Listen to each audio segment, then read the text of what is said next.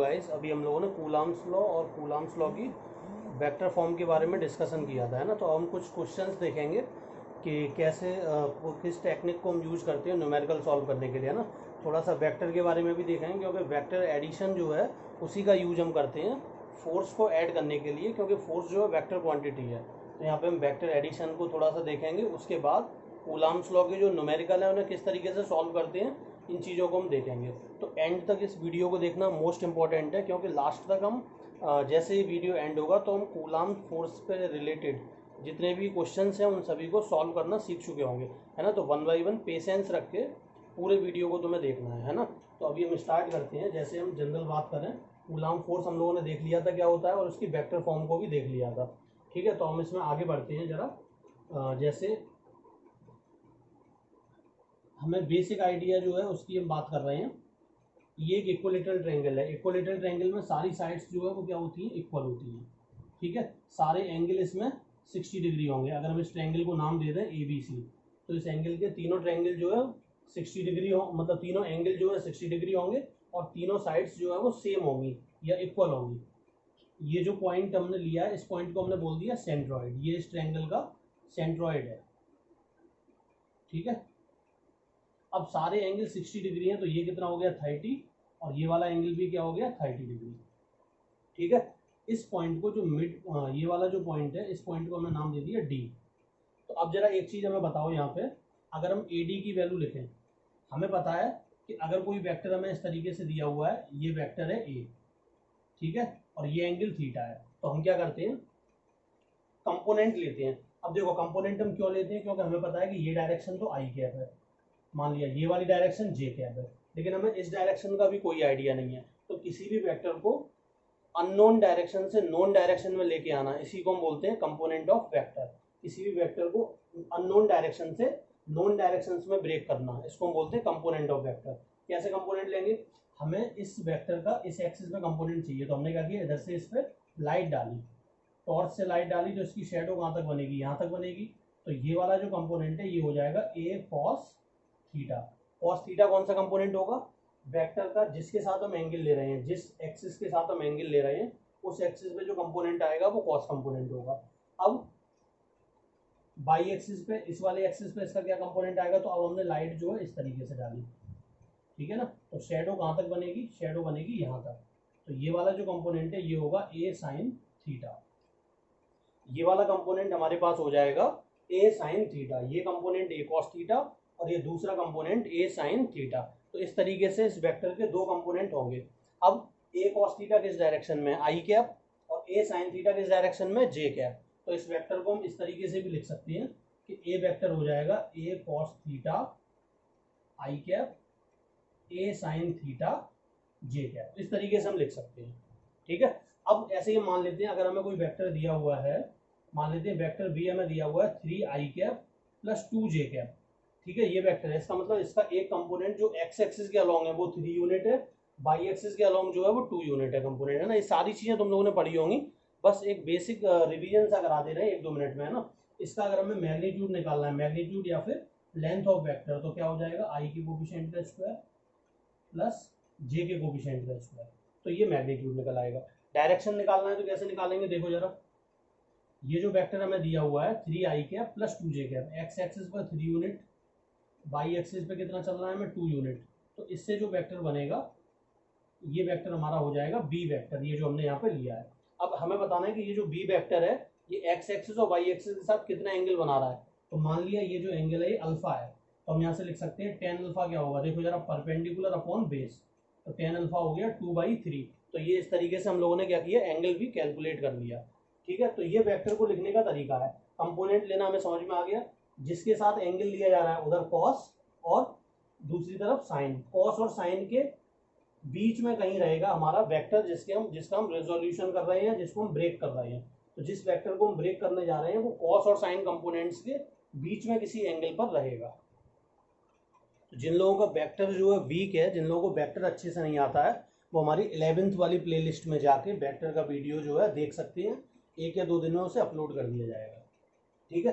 तो ये vector addition का एक तरीका है I और J का यूज करके, I J K का यूज करके। I J K यहाँ पर क्या है, यूनिट वेक्टर, आई जो है unit vector in X axis, J is the unit vector along Y axis and K cap is the unit vector along the Z axis. अब एक और तरीका होता है वेक्टर एडिशन का, वो हम देखते हैं। जैसे मान लो एक वेक्टर में दिया हुआ है ए, दूसरा दिया है बी, इन दोनों को हमें ऐड करना है। तो हम क्या करेंगे, पहले वाले वेक्टर को ड्रॉ करेंगे, इसके हेड पे, इस वाले के हेड पे दूसरे वाले की टेल को रखा जाएगा, और इस केस में बी वाले वेक्टर की डायरेक्शन सेम रहनी चाहिए, मतलब इसकी लाइन ऑफ एक्शन चेंज नहीं होनी चाहिए। फिर हम क्या करेंगे, फर्स्ट वाले की टेल और लास्ट वाले के हेड को इस तरीके से मिला देंगे, है ना। तो ये सारी चीजें हम उसमें अभी कूलाम्स लॉ की वेक्टर फॉर्म में भी हम वेक्टर एडिशन जो है उसको देख चुके हैं। अब हम आते हैं इस क्वेश्चन पे जो हमने यहाँ पे लिखवाया है तुम्हें, ठीक है। तो इसमें क्वेश्चन नहीं है, ये एक तरीके से कंसेप्ट है जिसका हम यूज करेंगे डायरेक्ट क्वेश्चंस में, और वो काफी हेल्पफुल होगा, बार बार हमें सोचना नहीं पड़ेगा। अब जरा एक चीज देखो, ये साइड हमें ए दे रखी है, ये वाला एंगल जो है कितना हो जाएगा 30 डिग्री, ये वाला एंगल भी 30 डिग्री होगा क्योंकि टोटल एंगल जो है वो 60 डिग्री है। अब इस चीज को देखो जरा ध्यान से, ये तो हो गया एडी और ये हो गया एसी, और ये एंगल है 30 डिग्री और ये साइड है ए। तो ए का इधर कंपोनेंट चाहिए हमें। देखो इसका इधर कंपोनेंट लिया जाए या एसी का इधर कंपोनेंट लिया जाए। देखो हम क्या करते हैं, कंपोनेंट लेने के लिए यहाँ से परपेंडिकुलर ड्रॉ किया, अगर इसका कंपोनेंट लोगे तो यहाँ से परपेंडिकुलर डालोगे सामने वाले पे, तो इसका कंपोनेंट तो यहीं तक आएगा और इस लेंथ का हमें कोई पता नहीं है, लेकिन एसी का कंपोनेंट पूरे एडी के बराबर होगा। तो हम क्या लिख सकते हैं, AC cos 30 equals to AD. It means AD is A cos 30। ये चीज आ गई होगी समझ में, है ना। पूरा जो ज्योमेट्री का यूज है वो धीरे धीरे यहाँ पे थोड़ा थोड़ा बता दे रहे हैं, जिससे आगे क्वेश्चंस में हमें कैलकुलेशन में प्रॉब्लम ना हो। तो ये हो गया a cos 30, it means cos 30 की वैल्यू √3/2, ये आ गया एडी। अब कुछ बच्चों को 10th में पता होगा कि ये जो एक थ्योरम होती है इसमें हम बोलते हैं कि ये वाली जो लाइन है, ये इसमें AO अपॉन OD का जो रेशियो होता है वो 2:1 होता है। नहीं पता है तो इसको याद रखो, वर्टेक्स को सेंट्रोइड से मिलाया, AO मिला में, है ना। तो AO अपॉन OD जो होगा वो 2:1 का रेशियो होगा, और AO प्लस OD क्या है, ये इक्वल है AD के। AO प्लस OD जो है वो AD के इक्वल है, ठीक है। स्टार्टिंग के जो वीडियो है कूलाम्स लॉ और उससे पहले का वीडियो इलेक्ट्रिक चार्ज वाला, वो भी इसमें हमें दिया हुआ है। इलेक्ट्रोस्टैटिक्स वाली 12th की जो प्लेलिस्ट है उसमें जाके देख सकते हो उस वीडियो को, है ना। तो उन वीडियोस को पहले देखो, अगर उसे नहीं देखा हुआ है तो उसके सीक्वेंस में ये नेक्स्ट वीडियो है हमारे पास, है ना। तो AO प्लस OD जो है वो क्या होगा, AO प्लस OD ये AD के इक्वल होगा, और AD हम पहले ही निकाल चुके हैं। अब एक चीज देखो, यहाँ से हम लिख सकते हैं AO इक्वल्स टू 2OD, और ये हो गया AD। AD कितना है, A√3/2, तो ये हो गया 3OD A√3/2। तो OD यहाँ से कितना आया, A√3/2√3। तो OD को हम सॉल्व करके यहाँ पे क्या लिख सकते हैं, A/2√3, ये 3 है यहाँ पे, है ना, ये 3 नीचे जाएगा ना, तो 2 × 3 ऐसे था ये। अब √3 से ये √3 टाइम्स कट गया, तो ये OD निकल के आ गया हमारे पास। अब OD अगर निकल आया तो AO क्या होगा, AO 2OD दिया हुआ है हमें, तो AO हो जाएगा 2A/2√3, it means A/√3, AO निकल आया। तो इन चीज़ों को हमें ध्यान रखना है ना। वर्टेक्स को सेंट्रोइड से मिलाने वाली जो लेंथ है, इसको हम AO जो बोल रहे हैं, AO होगा A/√3। सेंट्रोइड से ये D पॉइंट की जो डिस्टेंस है ये होगी A/2√3। टोटल जो लेंथ है ये होगी A√3/2। तो ये तीनों जो है सीधे सीधे याद रखना है, न्यूमेरिकल्स में डायरेक्टली हम यूज करेंगे। इसको नोट कर सकते हो वीडियो को पॉज करके। तो अब जैसे मान लीजिए हमें क्वेश्चन दिया हुआ है ये इस तरीके से, ये 3 चार्ज यहाँ रखे हुए हैं,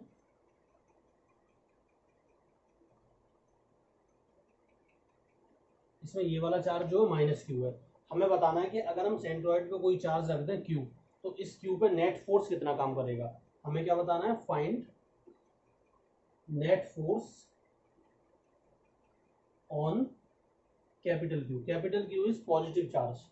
तो हमें कैलकुलेट करना है कि नेट फोर्स इस कैपिटल Q पर कितना होगा, और ये एक इक्विलेटरल ट्रायंगल है जिसकी साइड्स हमें A दी हुई है, और इसके तीनों वर्टिसेस पे Q, Q और -Q चार्जेस जो है रखे हुए हैं। तो हमें इस क्वेश्चन को सॉल्व करना है। तो देखो कैसे करते हैं इसको। ये पॉइंट जो है सेंट्रॉइड है, इस पॉइंट को हमने ओ मान लिया है ना, फिर से इसको हमने ए बी सी इस तरीके से नाम दिया, ठीक है।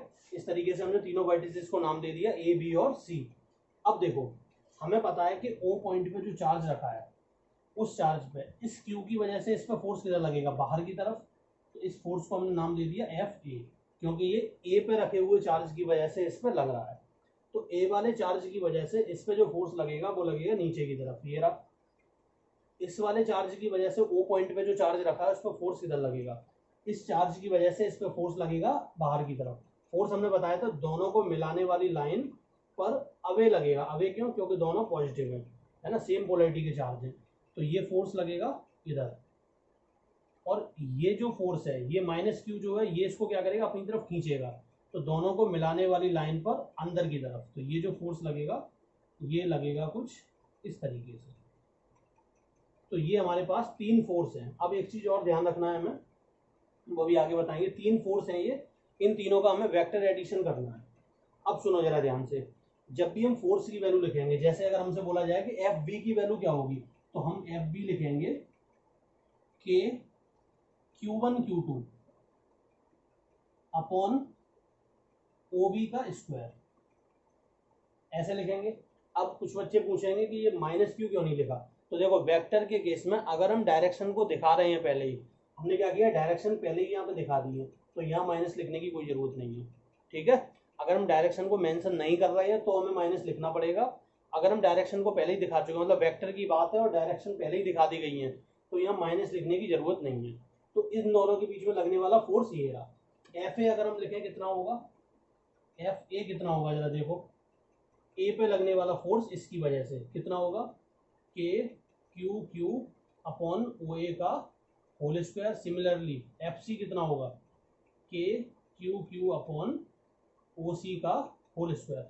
अब बाई डिफॉल्ट हमें पता है कि ओ ए ओ बी और ओ सी तीनों क्या है यहाँ पे इक्वल। हम यहाँ पे लिख सकते हैं O A equals to O B equals to O सी।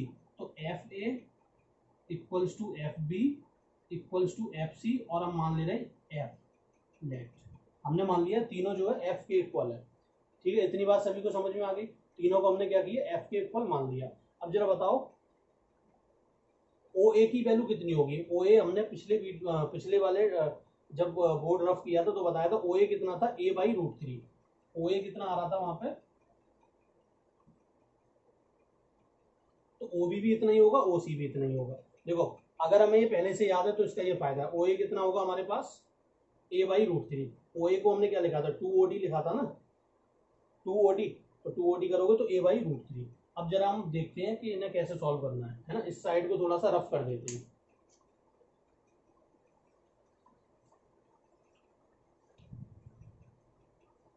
अब देखो जरा, अब ये जो तीन फोर्स हमें दिख रहे हैं ये रैंडम डायरेक्शंस में, इनकी डायरेक्शंस का कोई अता पता नहीं है। तो हम क्या करेंगे, इनके कंपोनेंट लेंगे, इन्हें कंपोनेंट लेके उन डायरेक्शंस में लाएंगे जो डायरेक्शंस हमें पहले से नोन है, आई जे के, इन डायरेक्शंस में लेके आएंगे। तो अब देखो जरा यहाँ पे, ये वाला फोर्स तो सही डायरेक्शन में जा रहा है बिल्कुल एकदम, ये तो हमें पता है माइनस जे है, ठीक है। वो जब क्वेश्चन दिया जाएगा तो बोला जाएगा कि ये जो पूरा ट्रायंगल है ये एक्स वाई प्लेन में रखा हुआ है ना, और वो तो बना के देगा एक्स वाई, है ना। तो ये सब अभी केवल समझने के लिए हम लोग देख रहे हैं, तो इनमें बहुत ज़्यादा हमें उसमें उसकी एक्यूरेसी पे नहीं जाना है कि सर ने एक्स वाई प्लेन नहीं बोला और ये नहीं बोला। तो ठीक है, ये स्टूडेंट के पॉइंट ऑफ व्यू से जो जरूरी है वो सारी चीज़ें यहाँ पे मेंशन की जा रही है। तो एफ ए जो है इधर काम कर रहा है, एफ बी हमारा किधर काम करेगा, एफ बी ऐसे काम कर रहा है। अब जरा बताओ ये एंगल क्या होगा, ये एंगल देखो इस लाइन को हमने ऐसे बढ़ाया, ये एंगल जो है 30, ये वाला एंगल 30, ये 90, 90 और 30 120, तो ये एंगल कितना हो गया 60।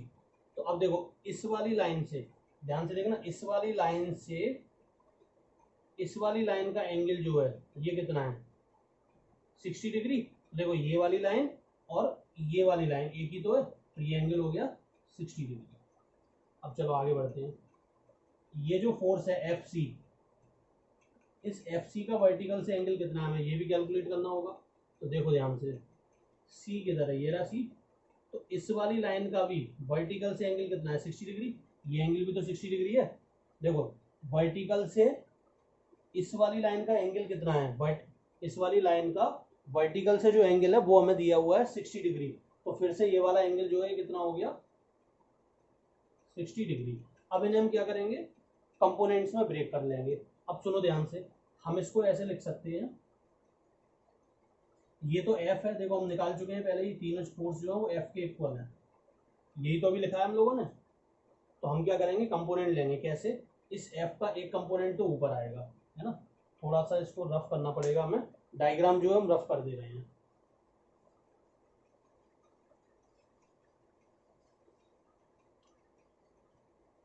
एफ नेट हम क्या लिखेंगे, एफ नेट जो हमारा होगा उसमें हम क्या लिखेंगे, इस एफ का कॉस कंपोनेंट तो ऊपर आएगा, तो हम कैसे लिखेंगे, देखो एफ कॉस 60, इस वाले का एक कॉस कंपोनेंट ऊपर आया और साइन कंपोनेंट इधर आएगा, तो हम क्या लिखेंगे इसको, एफ साइन 60। तो ये वाला तो खत्म हो गया, इसके दोनों कंपोनेंट हमने यहाँ पे लिख दिए। अब ये वाला देखो जरा, कोई चाहे तो इस 30 डिग्री को यूज करके एफ कॉस 30 भी लिख सकता है इस वाले के लिए, लेकिन हम इस 60 डिग्री को यूज करेंगे और हम एफ कॉस 60 नीचे लेके आएंगे। हम क्या लिखेंगे, एफ कॉस 60 और इधर आएगा एफ साइन 60 डिग्री। ठीक है, तो ये वाला फोर्स भी खत्म और एक एफ नीचे पहले से ही काम कर रहा है। तो अब इन्हें हम क्या करेंगे, आई और जे के साथ लिख देंगे। तो एफ नेट जो है वो क्या होगा, देखो एफ, देखो एक एफ कॉस 60 से एक एफ कॉस 60 कैंसिल, इससे ये कैंसिल, अब नीचे क्या बचा, केवल एक एफ बचा, तो हम इसको कैसे लिखें, माइनस एफ जे कैप, और इधर क्या काम कर रहा है, आई कैप डायरेक्शन में F sine 60 plus F sine 60, तो ये हो गया हमारे पास माइनस एफ जे कैप प्लस 2f साइन 60 की वैल्यू 1/2, 2 से 2 कैंसिल, और ये हो गया आई कैप। कैलकुलेशन वगैरह चेक कर लेना, है ना, कैलकुलेशन में हो सकता है कोई गलती भी हो तो उसे देखते रहना। F sine 60 plus F sine 60, ये हो जाएगा 2f साइन 60 की वैल्यू, ये हाँ गलत हो गया, साइन 60 की वैल्यू क्या होगी, साइन 60 की वैल्यू हम लिखेंगे √3/2, है ना, आई कैप। तो 2 से 2 कैंसिल हो गया, ये आया निकल के एफ √3, एफ भी कॉमन ले रहे हैं, √3 आई कैप माइनस जे कैप, ये हमारे पास निकल के आया। एफ की जो वैल्यू है ये हम यहाँ से उठा के के क्यू क्यू अपॉन दिस जो भी है रख सकते हैं, है ना। तो इस चीज को नोट करो, इसको हम रफ करने के बाद आगे लिखने जा रहे हैं, उसको देखो।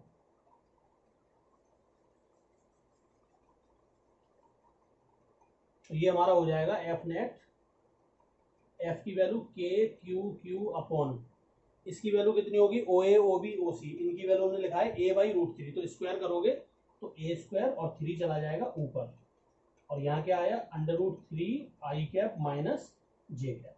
ठीक है, ये हमारा नेट फोर्स निकल के आ गया। तो ये हो गया हमारा नेट फोर्स, इसमें कोई दिक्कत तो नहीं है। अब इसकी डायरेक्शन अगर हमसे पूछा जाए तो हम कैसे बताएंगे, देखो इस वाले को देखो, एक्स एक्सिस के अलॉन्ग इसका कौन सा कंपोनेंट है, √3 और माइनस जे हमें किधर मिलेगा, नीचे। तो अगर हम रिजल्टेंट देखें तो ऐसे आएगा कुछ। अब हमसे बोला जाए कि ये जो फोर्स है ये एक्स एक्सिस से कितना एंगल बना रहा है, तो हमने मान लिया ये एंगल जो है थीटा है, तो टेन थीटा कितना हो जाएगा, tan theta perpendicular upon base, perpendicular कितना 1, बेस कितना √3, तो थीटा हो गया 30 डिग्री, 30 डिग्री डाउनवर्ड नीचे की तरफ ये एंगल बना रहा है। ये जो फोर्स है हमारा किस क्वाड्रेंट में आ रहा है, देखो जरा कौन सा क्वाड्रेंट है ये, first second third fourth quadrant में है, और हॉरिजॉन्टल से 30 डिग्री पे होगा ये फोर्स। चलो तो अब आगे बढ़ते हैं। अब हमने क्या किया कि स्क्वायर लिया, है ना, इसके चारों कॉर्नर पर एक एक चार्ज हमने रखा, ठीक है, और सेंटर पर इसके एक और चार्ज हमने रख दिया कैपिटल क्यू। बताओ जरा फोर्स क्या होगा, अगर ये सारी साइड्स हमें ए दी हुई हैं तो इस कैपिटल क्यू पे नेट फोर्स कितना काम करेगा, तो नेट फोर्स तुम बोलोगे हो जाएगा 0 हो जाएगा, बिल्कुल करेक्ट है। ये कैपिटल क्यू है, इसकी वजह से फोर्स लगेगा इधर, इसकी वजह से लगेगा इधर, इस वाले की वजह से लगेगा नीचे, और इस वाले की वजह से लगेगा इधर, तो नेट फोर्स हो जाएगा 0, और ये बिल्कुल करेक्ट है क्योंकि सारे फोर्स एक दूसरे को क्या करेंगे, कैंसिल कर देंगे। अब हम बोल देते हैं कि मान लेते हैं कि ये जो चार्ज है इसकी जगह पे हमने क्या किया, -q रख दिया। -q रखेंगे तब भी क्या होगा, इसका फोर्स इधर, इस वाले का फोर्स इधर, तब भी क्या आएगा, रिजल्टेंट 0 निकल के आएगा। अब हमने क्या किया, इसकी जगह पे 2q कर दिया। अब बताओ नेट फोर्स क्या होगा। तुम बोलोगे कि अभी नेट फोर्स जो है वो हमें कैलकुलेट करके देखना पड़ेगा, तो बिल्कुल नहीं, कैलकुलेट करने की इसमें कोई जरूरत नहीं है। हमने देखा कि इन चारों की वजह से फोर्स जीरो था, अब एक एक्स्ट्रा चार्ज क्यू और आ गया यहाँ पे, तो बस उस क्यू की वजह से निकाल दो।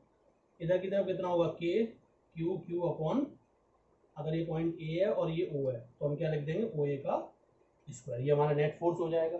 ठीक है, जिनकी वजह से जीरो हो रहा है उन्हें हटा दो। फिर एक एक्स्ट्रा क्यू यहाँ पे बचा, उस एक्स्ट्रा क्यू की वजह से इस चार्ज में फोर्स किधर काम करेगा, नीचे की तरफ, और कितना होगा, ये होगा। ओ ए की वैल्यू हम कैसे निकालें, देखो ये ए है और ये ए है, तो ये पूरा कितना हो जाएगा, ए रूट टू, और आधा कितना हो जाएगा, ए रूट टू बाई टू, ये हमारा हो गया ओ ए। ठीक है, ये पूरा कितना, ए रूट टू, और उसका आधा कितना, ए रूट टू बाई टू, यानी कि ए बाई रूट टू। तो ये सब लिख सकते हो, ये हमें दिया हुआ है। अब मान लो जैसे हमसे बोला जाए, इसी क्वेश्चन में हम बात करते हैं, ये तो क्यू है, टू क्यू नहीं है, ये कितना है, क्यू। ठीक है, अब हमने चार्ज कहाँ रख दिया, यहाँ पे रख दिया। अब बताओ नेट फोर्स क्या होगा, तो हमें फिर से पता है कि इन चारों की वजह से नेट फोर्स जीरो, बस ये एक एक्स्ट्रा चार्ज आया है, इसकी वजह से फोर्स किधर होगा, बाहर की तरफ, और वो कितना होगा, अब की बार फोर्स हमें ये मिलेगा, कितना, के क्यू क्यू अपॉन ये वाली डिस्टेंस, ये डिस्टेंस कितनी होगी, ए बाई टू, टोटल ए है ना, तो ये डिस्टेंस हो जाएगी ए बाई टू, तो हम लिखेंगे ए बाई टू का होल स्क्वायर। इस तरीके से लिखते जाएंगे, है ना, तो इसमें कोई सजाने की जरूरत नहीं है। ये वाली डिस्टेंस कितनी है, ए बाई टू, तो ए बाई टू का होल स्क्वायर आ गया, और बाकी इन चारों का तो वैसे ही जीरो हो गया था, तो इसे लिखने की जरूरत नहीं है यहाँ पे। तो क्रोटोव का हमारे पास एक अच्छा सा क्वेश्चन है, इसको देखो जरा, सारी स्टैंडर्ड बुक्स में तुम्हें क्वेश्चन मिलेगा। इसमें क्या है, एक वॉच है ना, वॉच जिस तरीके से होती है उसी तरीके से हमने इसकी नंबरिंग की हुई है, और यहाँ पे इतने ही कूलाम के चार्जेस जो है वो रखे हुए हैं, जैसे वॉच में होता है ना 1 2 3 4 5, जैसे उसमें टाइमिंग होती है, उसी तरीके से यहाँ पे चार्ज रखे हुए हैं। सेंटर पर एक 1 कूलाम का चार्ज है, हमें net force on this 1 coulomb charge जो है वो कैलकुलेट करना है। तो हमें क्या निकालना है, find net force on 1 coulomb charge, ये हमें कैलकुलेट करना है, net force on 1 coulomb charge. तो कैसे कैलकुलेट करेंगे इसको जरा, उसको हमें देखना है। देखो जरा, हमने देखा कि ये जो 1 कूलाम का चार्ज है, इस पर ये 12 कूलाम वाला फोर्स किधर लगाएगा, नीचे की तरफ, तो ये फोर्स लग गया नीचे की तरफ। अब देखो सारी डिस्टेंसेस जो हैं, रेडियस हमें दी हुई है 1 मीटर। ठीक, तो हम कैसे लिखेंगे, इन दोनों के बीच में जो फोर्स काम करेगा वो क्या होगा, इस वाले की वजह से इस पे कितना फोर्स काम करेगा, फोर्स होगा के क्यू कितना है 1 कूलाम, ऊपर कितना है 12 अपॉन 1, तो ये हो गया 12 के। इसी तरह से इसकी वजह से जो फोर्स लगेगा वहां पे 6 आएगा, तो वो हो जाएगा 6 के, तो ये 12 के, ये फोर्स जो है ये नीचे की तरफ काम करेगा due to this 12 coulomb charge. Similarly due to this 6 coulomb charge, force is 6 K and in upward direction, so 6 K is here in upward direction. ठीक है, for 1 coulomb charge, 1 coulomb charge के लिए अगर हम देखें तो ये चार्ज इस पर फोर्स किधर लगाएगा, इधर, और ये 8 वाले की साइड में आएगा, तो हम इसको कैसे लिखेंगे, पहले एक काम करते हैं, इस 9 कूलाम वाले को देख लो, देखो 12 हो गया, 6 हो गया, 9 कूलाम की वजह से फोर्स लगेगा इधर, तो हमने लिखा 9 के, 3 कूलाम की वजह से इधर, तो इसको लिखा 3 के, ये भी हो गया, ये भी हो गया, क्रॉस लगाते जा रहे हैं ना। अब हमारे पास क्या बचा, 4 कूलाम वाला और 10 कूलाम वाला एक ही लाइन पे ऐसे लाई कर रहे हैं। 4 कूलाम या 10 कूलाम की वजह से जो फोर्स लगेगा वो कैसे लगेगा, इस तरीके से 10 के, और 4 की वजह से लगेगा 4 के, तो ये भी हो गया और ये भी हो गया। अब हमारे पास क्या बचा, 11 और 5, 11 कूलाम की वजह से फोर्स किधर लगेगा, नीचे की तरफ, 11 कूलाम की वजह से जो फोर्स लगेगा वो किधर लगेगा, बताओ जरा, 11 कूलाम की वजह से जो फोर्स लगेगा वो ऐसे लगेगा 11 के, और 5 कूलाम की वजह से जो फोर्स काम करेगा वो कैसे लगेगा, 5 कूलाम की वजह से जो फोर्स लगेगा, ये थोड़ा सा 4 के वाला जो फोर्स है, ये थोड़ा सा इसको ऐसे बनाना है ना, 11 वाले की वजह से ये नीचे हो गया, 5 वाले की वजह से ये जो 5 है ये 11 वाली लाइन पे है ना, तो इसके बिल्कुल जस्ट अपोजिट इस तरीके से काम करेगा, 11 वाले की वजह से नीचे, 5 वाले की वजह से ऊपर। अब देखो जरा, 12 के माइनस 6 के, इन दोनों का जो नेट आएगा वो डाउनवर्ड आएगा, क्योंकि 12 के ज़्यादा है, तो ये हो गया एक 6 के, ये ले लिया, ये ले लिया, इन दोनों में ये वाला ज़्यादा होगा, तो नेट किधर आएगा, इस डायरेक्शन में। ये कितना हो गया 6K, ये भी हो गया, ये भी हो गया। 10K और 4K में नेट क्या आएगा 6K, वो आएगा इस डायरेक्शन में, तो ये हमने लिखा 6K। 5K 11K, ये आया 6K, ये भी हो गया, ये भी हो गया, ये भी, ये भी। सारे फोर्सेस जो है हमने इस तरीके से यहाँ पे नोट किए। ठीक है, और कोई चीज़ रह गई हो तो देखो। तो ये फोर्सेस है, हमें ये एंगल निकालना है। तो वॉच में अगर हम बात करें तो ये टोटल एंगल हमारे पास कितना है 360 डिग्री, टोटल एंगल होगा 360 डिग्री। और ये 12 कॉलम में 1 2 3 4 5 6 ऐसे करके 12 कॉलम में बटा हुआ है। तो एक का एंगल जो है वो कितना हो जाएगा, ये वाला एंगल कितना होगा, ये हो जाएगा 360/12, तो कितना आ गया 30 डिग्री। तो मतलब ये वाला जो एंगल है ये हो गया 30 30 30। इस तरीके से हमें एंगल मिलेंगे देखने को। ठीक है, तो ये हमारे पास एंगल्स होंगे। अब हम इसके कंपोनेंट लेंगे, है ना, बेसिक वही कंपोनेंट लेने वाला तरीका। इसको हम रफ कर दे रहे हैं इधर, इसे भी रफ कर दे रहे हैं क्वेश्चन को। कंपोनेंट कैसे लेंगे वो देखते हैं। देखो 6K जो है वो तो नीचे काम कर रहा है। इस वाले 6K का अगर हम इस एंगल से देखें तो इस 6K का कॉस कंपोनेंट किधर आएगा, नीचे। इस 6K का कॉस कंपोनेंट नीचे आएगा। तो हम यहाँ पे क्या लिख दें, 6K cos 30, ये हो गया।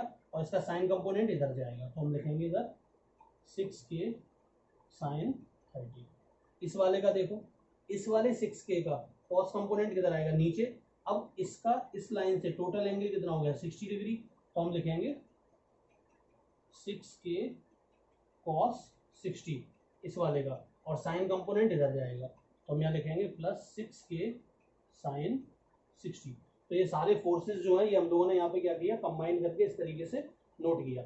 6K, इस 6K का कॉस कंपोनेंट इधर, साइन कंपोनेंट इधर, कॉस इधर, साइन इधर। इस वाले 6K का इस एंगल से देखें अगर तो ये 60 है। कोई बच्चा चाहे कि हम इस एंगल से देखेंगे तो इससे भी देख सकते हैं। तो ये 6K cos 30, 6K sin 30, लेकिन हमने जो लिया है वो ये वाला एंगल लिया है। तो 6K cos 60, 6K sin 60, ये हो गया। इसे लिख लो आई और जी में। तो हम कैसे लिखेंगे, एफ नेट हमारा कितना हो जाएगा, देखो जरा, 6K sin 30, 6K sin 30 कितना 1/2 प्लस 6K sin 60, sin 60 कितना √3/2, और ये हो गया पूरा आई कैप। अब जे कैप में आ जाओ, माइनस जे कैप क्या होगा, 6K plus 6K cos 30, cos 30 कितना √3/2, 6K cos 60, तो 6K cos 60 कितना होगा हमारे पास 1/2 है ना, तो ये हो गया 1/2। अब इसे सॉल्व कर लो, देखो कितना आ रहा है, एफ नेट हो जाएगा 6K कॉमन ले लेते हैं, तो ये हो गया 1/2, 6K/2 कॉमन ले लिया पूरा, तो ये हो गया 1 प्लस √3 आई कैप, और ये जो इधर बचेगा ये हो जाएगा हमारा माइनस जे कैप, 6K कॉमन लिया, तो ये कितना हो गया 1/2 प्लस √3/2 जे कैप। ये कुछ इस तरीके से निकल के आएगा हमारे पास। इस डायग्राम में हमारे पास दो फोर्स और रह गए हैं ना, थोड़ा सा उसे देख लेना डायग्राम को जरा। दो फोर्स इसमें छूट गए हैं, उनको और बना लेते हैं। देखो क्या हुआ है उसमें, जैसे ये पूरी वॉच थी, तो ये 12 3 6 9 1 2 4 5 7 8 10 11, तो इसमें ये 1 और 2 वाले फोर्स छूट गए हमारे पास, है ना, 8 की वजह से, 8 और 2 वाला, और 7 और 1 वाला, तो उन्हें भी हम यहाँ पे बना देते हैं ना। तो देखना जरा, 8 और 2 में माइनस हो गए, 6K किधर आएगा, एक 6K यहाँ पे, इसको रफ कर देते हैं, सारी चीज़ें चेंज हो जाएंगी थोड़ा सा। एक 6K जो है वो ऐसे आएगा, है ना, ये किससे आया 8 और 2 की वजह से, और एक 6K जो है वो 7 और 1 की वजह से आएगा ऐसे, तो ये भी होगा 30 डिग्री का। तो ये दो फोर्स और हमारे पास बचे हैं। इन सभी के कंपोनेंट तो हमने यहाँ पे लिख लिया था, अब ये दो और है, इनकी और लिख लेते हैं। तो इस 6K का कॉस कंपोनेंट इधर जाएगा, तो क्या होगा प्लस 6K cos 30, और ऊपर आएगा 6K sin 30। ऐसे इस वाले 6K का कॉस कंपोनेंट इधर आएगा, तो ये हो जाएगा 6K कॉस 60 और ऊपर आएगा 6k साइन 60। कैलकुलेशन है, थोड़ा सा इसे देखते चलो। इस 6k का इस एंगल से अगर हम देखें तो कॉस कंपोनेंट आएगा 6k कॉस 30 और साइन कंपोनेंट ऊपर जाएगा 6k साइन 30। इस वाले 6k का देखें तो ये एंगल कितना है हमारे पास टोटल 60 डिग्री, तो 6k कॉस 60 6k साइन 60। देखो 6k कॉस 60 6k साइन 60। अब कैलकुलेट करो, देखो आंसर क्या आता है ना। ये वाला तो थोड़ा सा इसमें दो फोर्स रह गए थे है ना, ये दोनों। तो इन चीज़ों का थोड़ा सा हमें ध्यान रखना है कि कोई भी चीज़ जो है इसमें मिस नहीं होनी चाहिए। जैसे 8 और 7 वाला यहाँ पे रह गया तो उसको हमने यहाँ पे दोबारा से बना दिया है ना, करेक्ट कर लेना इसको। अब देखो नेट फोर्स क्या निकल के आएगा। अब अगर हम देखें यहाँ पे ध्यान से तो देखो साइन 60 और कॉस 30 दोनों की वैल्यू क्या होती है सेम। Sign 60 √3/2 cos 30 √3/2। तो इस वाले से ये वाला हो गया कैंसिल। साइन 30 और कॉस 60 इन दोनों की वैल्यू भी क्या होती है सेम, तो इससे ये वाला कैंसिल हो गया। तो नेट नीचे क्या बचा केवल 6k और इधर क्या बचा ये सारे।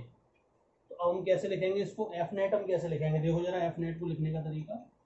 ये एफ नेट होगा हमारे पास 6k तो हमने कॉमन ले लिया, साइन 30 1/2 साइन 60 √3/2 कॉस 30 √3/2 कॉस 60 1/2 आई कैप माइनस 6k जे कैप, ये हमें मिला। अब इसको अगर हम सॉल्व करेंगे, इस चीज को हम रफ कर दे रहे हैं ना, इसे करेक्ट कर लेना। ये दो फोर्स जो रह गए थे इन्हें भी यहाँ पे बनाना पड़ेगा।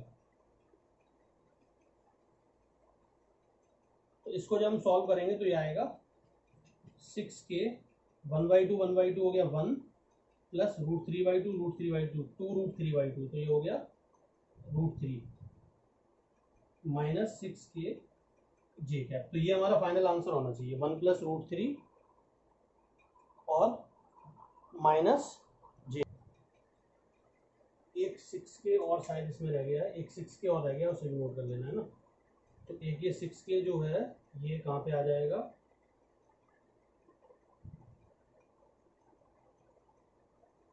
+1 और आ जाएगा यहाँ पे है ना, इस तरीके से ये हो जाएगा 2 प्लस √3 माइनस 6k जे कैप है ना।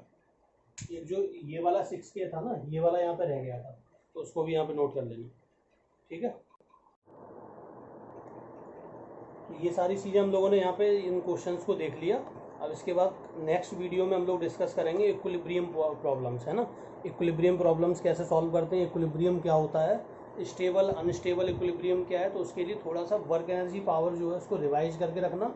थोड़े से बेसिक से SHM के कंसेप्ट उसमें यूज होंगे, तो उन क्वेश्चंस को हम कल डिस्कस करेंगे है ना अगले वीडियो में। तो तब तक के लिए इस वीडियो को अच्छी तरीके से जो भी इसमें बताया गया उसको नोट करो कॉपी पे, उसे रिवाइज करके रखना है ना।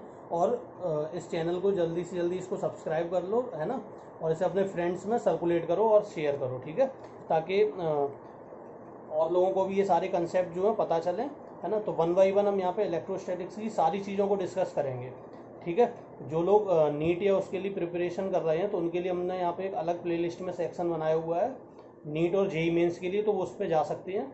जो मतलब केवल रिवीजन पॉइंट ऑफ व्यू से पढ़ना चाहते हैं तो वो हमने बनाया हुआ है। 11th की जो प्लेलिस्ट है वो भी कुछ दिनों में बन के तैयार हो जाएगी, तो उसमें भी हम वीडियोज़ जो है डालना शुरू कर देंगे 11th की बिल्कुल बेसिक से, ठीक है। तो थैंक यू।